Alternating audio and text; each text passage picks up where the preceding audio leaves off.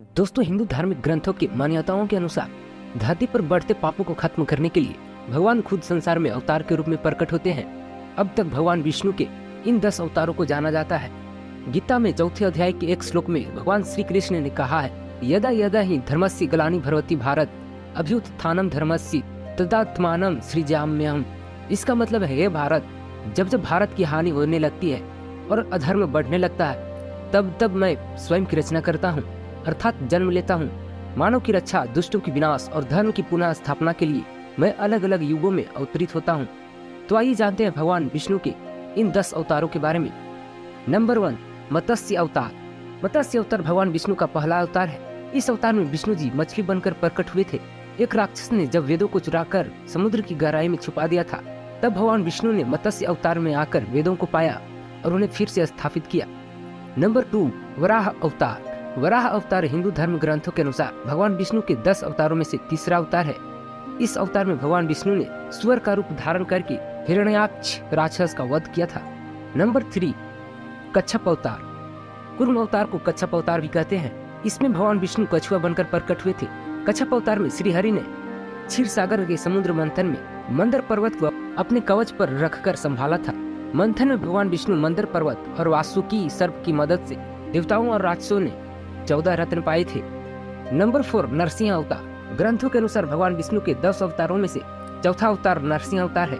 इस अवतार में लक्ष्मीपति नरसिंह मतलब आधे शेर और आधे मनुष्य बनकर प्रकट हुए थे। इसमें भगवान का चेहरा शेर का था और शरीर इंसान का था। नरसिंह अवतार में उन्होंने अपने भक्त प्रहलाद की रक्षा के लिए उसके पिता राक्षस हिरण्यकश्यप को मारा था। नंबर 5, वामन अवतार। भगवान विष्णु के 5वां अवतार है वामन अवतार। इसमें भगवान ब्राह्मण के रूप में धरती पर आए थे और प्रहलाद के पौत्र राजा बलि के दान में 3 पद धरती मांगी थी।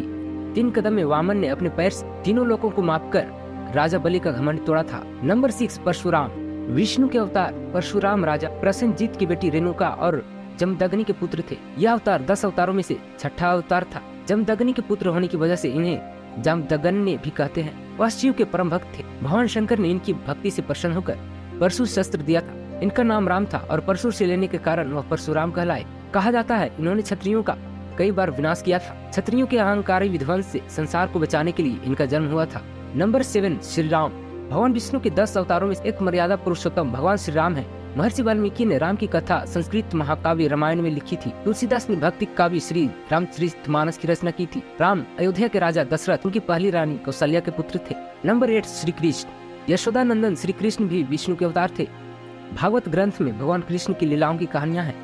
इनके गोपाल, गोविंद, देवकी नंदन, वासुदेव, मोहन, माखनचोर, मुरारी जैसे अनेकों नाम हैं। यह मथुरा में देवकी और वसुदेव के पुत्र के रूप में प्रकट हुए थे। श्री कृष्ण की महाभारत के युद्ध में बहुत बड़ी भूमिका थी। वह इस युद्ध में अर्जुन के साथी थे। उनकी बहन सुभद्रा अर्जुन की पत्नी थी। उन्होंने युद्ध से पहले अर्जुन को गीता उपदेश दिया था। नंबर 9, भगवान बुद्ध। भगवान विष्णु के 10 अवतारों में से एक बुद्ध भी है। इनको गौतम बुद्ध, महात्मा बुद्ध भी कहा जाता है। वह बौद्ध धर्म के संस्थापक माने जाते हैं। बौद्ध धर्म संसार के 4 बड़े धर्मों में से एक है। इनका जन्म क्षत्रिय कुल के शाक्य नरेश शुद्धोधन के पुत्र के रूप में हुआ था। इनका नाम सिद्धार्थ रखा गया था।